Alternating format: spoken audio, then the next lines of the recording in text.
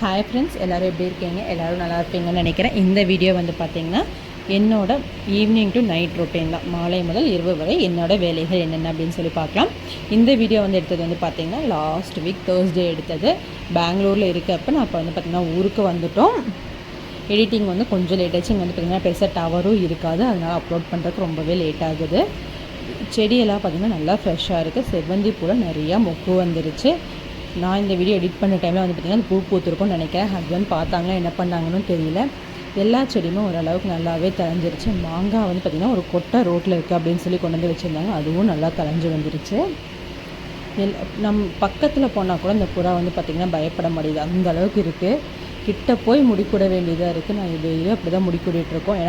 ஏன்னா மொட்டு வச்சு குஞ்சு பொறிச்சிருது, அதனால் வந்து முடிக்கூடிட்டே தான் இருக்கும். இந்த பூ வந்து பார்த்திங்கன்னா ஈவினிங் ஆனதும் விரியருக்கு வந்து ஆரம்பிச்சிருச்சு. இதை பார்க்குறப்ப அவ்வளோ சந்தோஷமாக இருந்துச்சு. நைட்டு ரெண்டாவது கிச்சனுக்குள்ளே வந்து பார்த்தா கிச்சனே இப்படி தாங்க இருக்குது.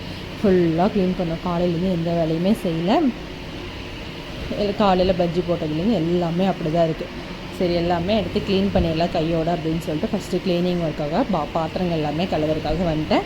அத்தை இருக்கனால அவங்க வந்து குட்டீஸ் 2 பேர்த்தையுமே அத்தை வந்து பார்த்துப்பாங்க. நான் வந்து இந்த மாதிரி வேலைகளும் என்னோடய ஒர்க் பண்ணால் போதும் அப்படிங்கிறனால இதெல்லாமே வந்து க்ளீன் பண்ணிகிட்ருக்கேன்.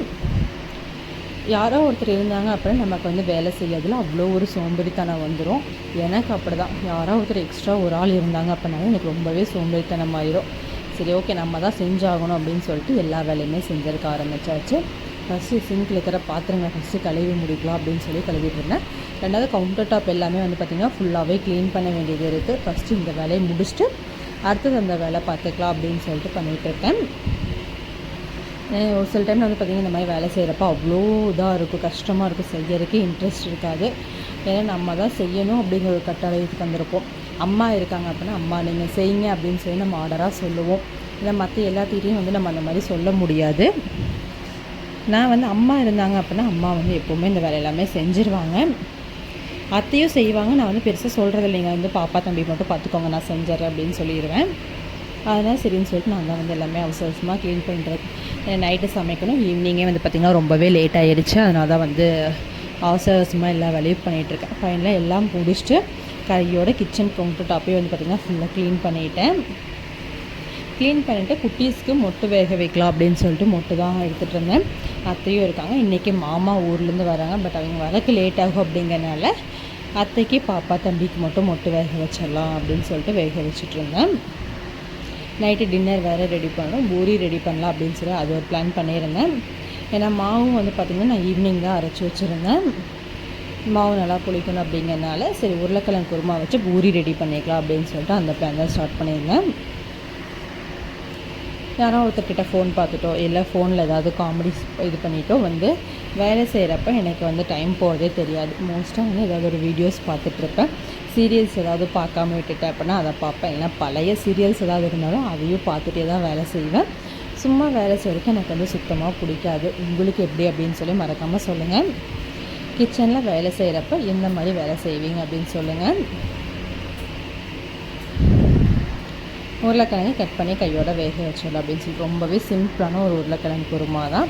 இதுக்கு வந்து பார்த்திங்கன்னா பெருசாக எந்த வேலையும் இல்லை. உருளைக்கிழங்கு கட் பண்ணி மஞ்சத்தூள் உப்பு போட்டு வேக வச்சிடலாம்.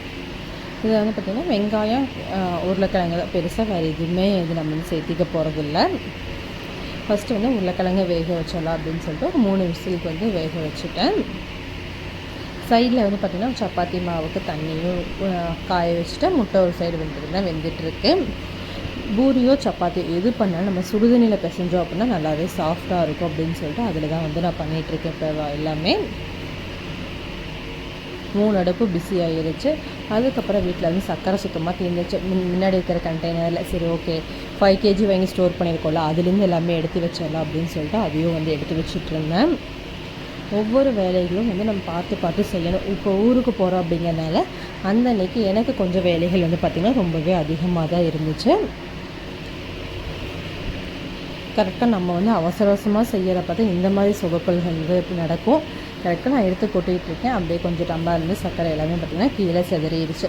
கையோட அதையும் எடுத்து க்ளீன் பண்ணிடலாம் அப்படின்னு சொல்லிட்டு க்ளீன் பண்ணிகிட்டு இருந்தேன். க்ளீன் பண்ணிட்டு அந்தந்த பாக்ஸில் அப்படி அப்படியே எல்லாமே எடுத்து ஸ்டோர் பண்ணிட்டோம் அப்படின்னா நம்ம கொஞ்சம் ஃப்ரீயாக இருக்கும். எல்லா பாக்ஸில் எல்லாமே இருக்கா அப்படின்னு சொல்லிட்டு மெயினாக வந்து பார்த்திங்கன்னா நான் செக் பண்ணிக்குவேன். ஏன்னா ஹஸ்பண்ட் வந்து சமைப்பாங்க அப்படிங்கிறனால எல்லாமே செக் பண்ணிட்டு எல்லாமே இல்லாத எல்லாமே போட்டு வச்சுருவேன். அந்த வேலையை முடிச்சுட்டு அப்படியே வந்து மாவு பிசைஞ்சு வச்சிடலாம் அப்படின்னு சொல்லிட்டு அதுக்கும் வந்தாச்சு. எப்போவுமே வந்து பார்த்திங்கன்னா சுடுதண்ணியில் மாவு பிசைஞ்சோம் அப்படின்னா கொஞ்சம் சாஃப்டாக இருக்கும் அப்படின்னு சொல்லிட்டு என்னோடய அத்தை சொன்னாங்க. அதனால் இப்போ ரீசெண்ட் டேஸில் நான் அதுதான் வந்து ஃபாலோ பண்ணிகிட்ருக்கேன். பூரிக்காக இருக்கட்டும், சப்பாத்திக்காக இருக்கட்டும், ரெண்டுக்குமே வந்து பார்த்திங்கன்னா அந்த மாதிரி தான் வந்து நான் ரெடி பண்ணிகிட்ருக்கேன். நீங்களும் வேணால் சுடுதண்ணி ஊற்றி மாவு பிசைஞ்சு ட்ரை பண்ணி பாருங்கள் எப்படியே வருது அப்படின்னு சொல்லிட்டு. சப்பாத்திக்கு சுடுதண்ணியில் ஒரு டேபிள் ஸ்பூன் சர்க்கரை போட்டிங்க அப்படின்னா இன்னுமே சூப்பராக இருக்கும் அப்படின்னு சொன்னாங்க. நான் வந்து பூரிக்கு போட மறந்துட்டேன். அது எப்படி வரும் அப்படின்னு தெரியல.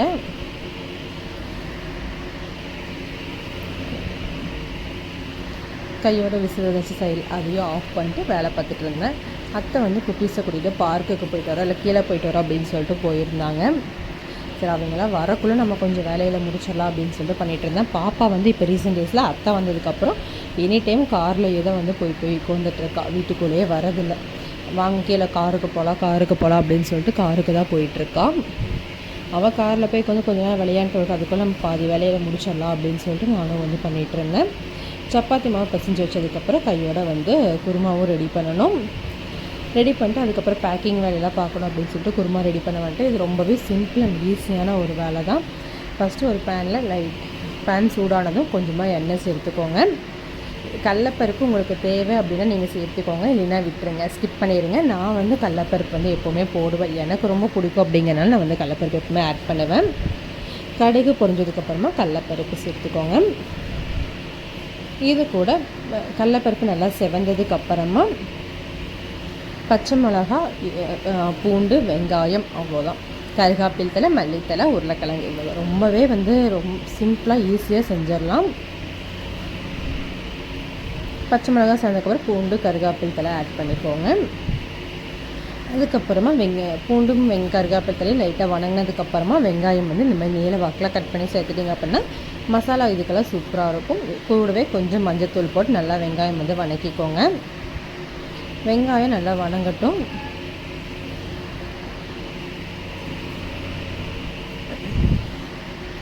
இந்த வெங்காயத்துக்கு தேவையான அளவுக்கு உப்பு ஆட் பண்ணிக்கோங்க. ஆல்ரெடி நம்ம வந்து உருளைக்கிழங்குக்கு வந்து உப்பு சேர்த்துருக்கோம். இப்போ இந்த வெங்காயத்துக்கு மட்டும் உப்பு ஆட் பண்ணிக்கோங்க. ஆட் பண்ணி நல்லா மிக்ஸ் பண்ணி விட்டுருங்க. நல்லா வணங்கினதுக்கப்புறமா நம்ம வந்து உருளைக்கிழங்கு வேக வச்சு தான் தோல் விரிச்சுட்டு நல்லா பொடி மாஸ் மாதிரி பண்ணிவிட்டு உள்ளே ஆட் பண்ணிக்கோங்க. இந்த மாதிரி இது பண்ணிவிட்டு நல்லா மசிஞ்சு விட்டுட்டு அதுக்கப்புறம் உள்ளே ஆட் பண்ணி நல்லா மிக்ஸ் பண்ணிவிட்டு உங்களுக்கு தேவையான அளவுக்கு தண்ணி மட்டும் ஆட் பண்ணிக்கோங்க. இந்த மாதிரி செஞ்சுட்டு நம்ம ரோஸ்ட்டில் கூட வச்சு சாப்பிட்லாம், அதுவும் நல்லாயிருக்கும். நான் மசாலுக்கு அப்படிங்கிறனால பூரி மசாலா அப்படிங்கிறனால கொஞ்சமாக தண்ணி மட்டும் ஆட் பண்ணி நல்லா கொதிக்க விட்டோம் அப்படின்னா நல்லா கெட்டியாயிடும். அதை வந்து நம்ம இது பண்ணிக்கலாம். உங்களுக்கு எந்த அளவுக்கு தண்ணி வேணுமோ அந்த அளவுக்கு தண்ணி வந்து ஆட் பண்ணிக்கோங்க.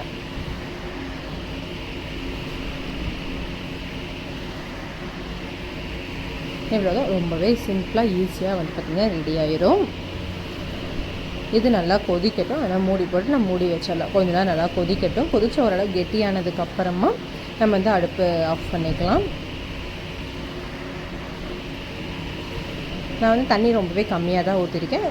கொஞ்சம் சீக்கிரமாகவே கொதிச்சிடும். பாருங்கள், சூப்பராக வந்து ரெடி ஆயிடுச்சு. இந்த அளவுக்கு இது வந்து 4 பேர்த்துக்கு எங்களுக்கு வந்து பார்த்திங்கன்னா தாராளமாக தப்பத்துச்சு. உங்களுக்கு உங்களோட குவான்டிட்டிக்கு ஏற்ற மாதிரி ஆட் பண்ணிக்கோங்க. அதுக்கப்புறம் ஈவினிங் வந்து பார்த்திங்கன்னா ஒரு பார்சல் வந்து ஆர்டர் பண்ணியிருந்தேன். அது வந்துச்சு. சரி, அதை ஓப்பன் பண்ணி பார்க்கலாம் அப்படின்னு சொல்லி ஓப்பன் பண்ணியிருந்தேன். இது வந்து ஆக்சுவலாக என்னென்னு பார்த்திங்கன்னா த்ரெட் பேங்கிள் தான். த்ரெட் பேங்கிளுக்கு எனக்கு த்ரெட் ஒர்க் பண்ண டைம் இல்லை அப்படின்னு சொல்லிட்டு நான் த்ரெட் ஒர்க் பண்ணது வந்து வாங்கியிருந்தேன். இவ்வளோ ஒரு ஒஸ்ட்டாக வரும் அப்படின்னு சொல்லி நான் எதிர்பார்க்கவே இல்லை. அந்தளவுக்கு ரொம்பவே ஒஸ்ட்டாக தான் இருந்துச்சு. நான் பண்ணதுக்கும் இதுக்கும் வந்து பார்த்திங்கன்னா எனக்கு ரொம்பவே டிஃப்ரெண்ட் இருந்துச்சு. த்ரெட் வந்து ரொம்பவே லேஸாக தான் பண்ணியிருந்தாங்க. என்னடா இப்படியும் பண்ணுவாங்களா அப்படிங்கிற மாதிரி இருந்துச்சு எனக்கு பார்க்குறப்ப. இதில் பண்ணணுமா அப்படின்னு ஒரு யோசனையாகவே தான் இருந்துச்சு. 2 சைஸில் வந்து நான் வந்து பார்த்திங்கன்னா ஆர்டர் பண்ணியிருந்தேன். நான் பண்ண பேங்கிள்ஸ்க்கு இதுக்கும் வந்து பார்த்திங்கன்னா ரொம்பவே பார்சல் என் கைக்கு ரிசீவ் ஆகிறப்ப அந்த பாக்ஸ் எல்லாம் வந்து பார்த்திங்கன்னா ரொம்பவே டேமேஜ் ஆகி தான் வந்துருந்துச்சு. நான் வந்து 30 to 35 த்ரெட் வந்து இது பண்ணுவேன். இந்த மாதிரி கேலண்டரில் சுற்றுவேன். அது வந்து பாதி விலையிலுக்கு தான், ஃபுல் விலையிலுக்கு கூட கிடையாது, பாதி விலையிலுக்கு இந்த மாதிரி பண்ணுவேன். சரி, ஓகே, நான் த்ரெட் ஒர்க் பண்ணிகிட்டு இருந்தேன். அத்தை வந்து பாப்பா தம்பி பார்த்துக்கிட்டாங்க. கொஞ்சம் பேங்கிள்ஸ் எல்லாமே ரெடி பண்ணலாம் அப்படின்னு சொல்லிட்டு நான் வந்து ரெடி பண்ணிகிட்டு இருந்தேன். எந்த அளவுக்கு முடிக்க முடியுமோ அந்த அளவுக்கு முடிக்கலாம் அப்படின்னு சொல்லிட்டு ஆல்ரெடி வந்து பார்த்திங்கன்னா பாதி பேங்கிள் பண்ணியிருந்தேன். சரி ரிமைனிங்கும் பண்ணிடலாம் அப்படின்னு சொல்லிட்டு கையோட அதையும் பண்ணிட்டேன்.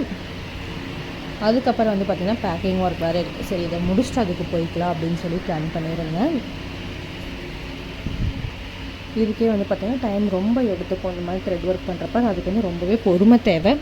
ரொம்பவே பொறுமையாக தான் நம்ம வந்து இந்த ஒர்க் வந்து பண்ண வேண்டியதாக இருக்குது. பார்த்து நல்லா நிதானமாக இப்போ வந்து ஸ்டோன்ஸ் ஒர்க்கெல்லாம் எந்தெந்த மாதிரி பண்ணால் நல்லாயிருக்கும் அப்படின்னு சொல்லி ரொம்ப யோசிச்சு தான் பண்ணணும். நானும் வந்து பார்த்திங்கன்னா அவ்வளோ பொறுமையாக இப்போ வந்து பண்ணேன். பட் எனக்கு இந்தளவுக்கு பொறுமை இருக்கா அப்படிங்கிறது எனக்கே வந்து இந்த ஒர்க் பண்ண ஆரம்பித்ததுக்கப்புறம் தான் தெரியும். அத்தை வந்து இருக்க டாய்ஸ் எல்லாமே எடுத்து உள்ளே போட்டுட்ருந்தாங்க சைடில். நான் வீடியோ எடுத்துகிட்ருக்கேன் அப்படிங்கிறது அத்தைக்கு வந்து தெரியல. அவங்க வந்து உள்ளே எடுத்து போட்டுட்ருந்தாங்க. ஹஸ்பண்ட் வந்து மாமா வராங்க அப்படின்னு சொல்லிட்டு அவங்கள கூட்டிகிட்டு வரக்காக போயிட்டாங்க. உங்களுக்கே பாருங்கள் டிஃப்ரென்ஸ் தெரியும். இது வந்து பார்த்திங்கன்னா நான் வாங்கின பேங்கிள், இது வந்து நான் ரெடி பண்ண பேங்கிள், உள்ளே இருக்க சின்ன சைஸ் பேங்கிள், அதுக்கு எவ்வளோ டிஃப்ரென்ஸ் இருக்குது அப்படின்னு சொல்லி பாருங்கள். எந்த ஒரு பொருளாக தான் நம்ம காஸ்ட்டுக்காக தான் சேல்ஸ் பண்ணுறோம் அப்படிங்கிறப்ப நம்பர் 1 குவாலிட்டியில் சேல்ஸ் பண்ணணும் அப்படிங்கிறது என்னோடய ஆசை. அதனால் நான் வந்து ரொம்பவே ஒர்க் வந்து என்னால் முடிஞ்ச வரைக்கும் ரொம்பவே நீட்டாக தான் ஃபினிஷ் பண்ணி கொடுக்குறேன். மாமா வந்ததுமே டீ கேட்டாங்க. சரின்னு சொல்லிட்டு மாமாவுக்கு வந்து டீ போட்டு கொடுத்துட்ருந்தேன். அவங்க மத்தியானம் ட்ரெயின் ஏறுது, நைட்டு தான் வந்தாங்க. சரி வந்ததும் டீ போட்டு கொடுத்தலாம் அப்படின்னு சொல்லிட்டு அவங்களுக்கு டீ போட்டு கொடுத்துட்டு ஃபைனலாக வந்து பேக் பண்ணுற ஒர்க்கெல்லாம் ஸ்டார்ட் பண்ணுறதுக்காக வந்துட்டேன்.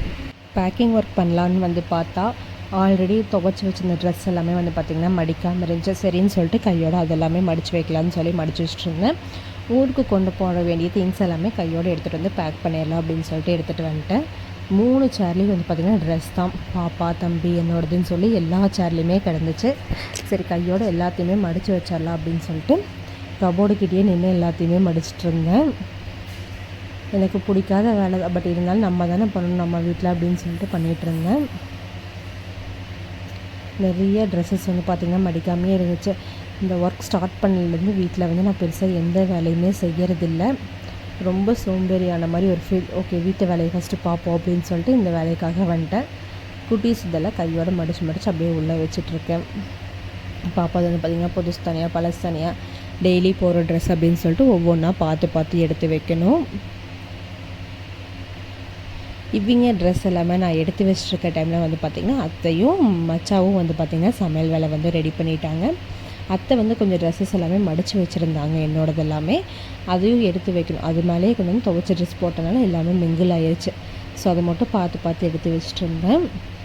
எனக்கு வந்து யாரும் மடித்தாலுமே நான் மடித்த மாதிரி ஒரு ஃபீல் இல்லை அப்படின்னு எனக்கு எப்போவுமே இருக்கும். நான் மடித்து வச்ச அப்படின்னா எனக்கு அது ரொம்பவே பிடிக்கும். வேறு யாரும் மடித்தாலுமே வந்து அதை நான் திருப்பி அரேஞ்ச் பண்ணிட்டு தான் இருப்பேன். அவங்க வந்து ஓகே நாங்கள் சமையல் வேலை பார்க்குறோம், நீ இந்த வேலை பாரு அப்படின்ட்டாங்க. சரின்னு சொல்லிட்டு நானும் பண்ணிகிட்ருந்தேன். இது கூட வந்து பார்த்திங்கன்னா ஃபோட்டோஸ் எடுக்கிறதுக்காக கிளிப் எல்லாமே எடுத்து வெளியில் வச்சுருந்தேன். என்னோடய கபோர்டில் எடுத்து வச்சுட்டு சரி அதை எடுத்து வெளியில் போட்டுடலாம், கையோட பேக் பண்ணிடலாம் அப்படின்னு சொல்லிட்டு ஒவ்வொரு வேலையாக வந்து பார்த்திங்கன்னா பண்ணிகிட்ருக்கேன். ரொம்பவே கஷ்டமாக இருந்துச்சு. எனக்கு ரொம்ப லேட் ஆகிடுச்சு. குட்டீஸை வர தூங்க வைக்கணும். ஏன்னா அது எல்லாமே ஹஸ்பண்ட் பார்த்துக்குவாங்க அப்படிங்கிற ஒரு நம்பிக்கை இருக்குது. அப்படிங்கிறனால நான் வந்து எல்லா வேலையுமே வந்து பொறுமையாக செஞ்சிட்ருந்தேன். எனக்கு உண்மையாக பார்த்திங்கன்னா என்னோடய husband full and full support தான். நைட்டு டின்னருக்கு அத்தையும் ஹஸ்பண்டும் சேர்ந்து சூப்பராக பூரியும் சுட்டுட்டாங்க. உருளைக்கிழங்கு குருமா வச்சு சூப்பராக டின்னர் முடிச்சிடலாம் அப்படின்னு சொல்லிட்டு நான் வந்து சாப்பிட்றதுக்காக வந்துட்டேன். எல்லா வேலையும் முடிச்சுட்டு போயிருந்தனால அத்தை வந்து இந்த வேலை எல்லாமே பண்ணிட்டாங்க. சூப்பராக நைட் டின்னர் வந்து பூரியும் உருளைக்கிழங்கு குருமா வச்சு சாப்பிட்ருந்தோம். சாப்பிட்டு திருப்பி நைட் வந்து இந்த ஒர்க் பண்ணுறக்கு ஆரம்பிச்சிட்டேன். பார்த்திங்கன்னா இந்த அளவுக்கு பண்ணியிருக்கேன். எப்படி இருக்குதுன்னு சொல்லி மறக்காமல் கமெண்ட் பண்ணுங்கள். உங்களுக்கு இந்த மாதிரி பேங்கிள்ஸ் வேணும் அப்படின்னா நம்ம சேனலில் வந்து மறக்காமல் கமெண்ட் பண்ணுங்கள். அந்த அன்றைக்கி நைட் நான் தூங்க போகிறவே வந்து பார்த்திங்கன்னா டைம் 11-12 பக்கமாக ஆயிடுச்சு. இருக்கிறேன்னு கொஞ்சம் வேலை எல்லாமே முடிச்சுட்டு போய் தூங்கலாம் அப்படின்னு சொல்லி பண்ணிகிட்டு இருந்தேன். பேங்கிள்ஸ் வந்து பார்த்திங்கன்னா எல்லா சைஸ்லேயுமே இருக்குது. உங்களுக்கு என்ன சைஸ் வேணும்னு சொல்லி மறக்காமல் கமெண்ட் பண்ணுங்கள்.